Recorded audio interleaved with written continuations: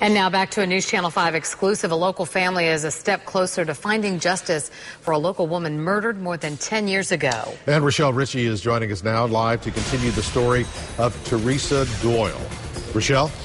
Jim and Kelly, we spoke with Teresa Doyle's sister earlier this evening. She says they have lived with the agony of more than 10 years of not knowing where or when the killer would be brought to justice. They say he not only needs to pay for that 1999 murder, but also molesting her two teenage daughters.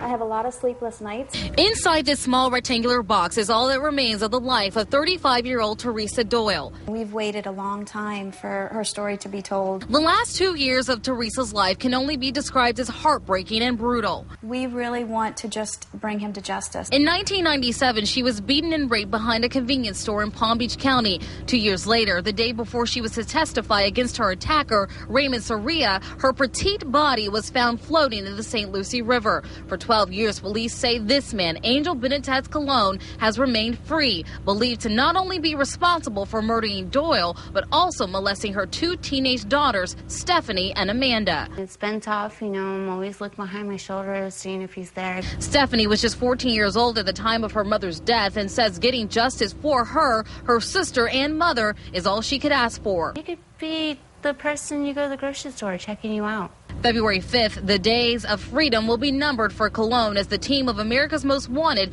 will saturate their show with his face in hopes of getting tips that lead to an arrest. Doyle's sister says catching Colon won't bring her sister back, but with so much support, giving up will never be an option. That is true. Nothing is going to bring Terry back.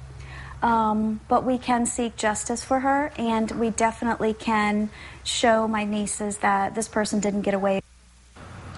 And again, that murder mystery will air February 5th at 8 o'clock on Fox 29 News.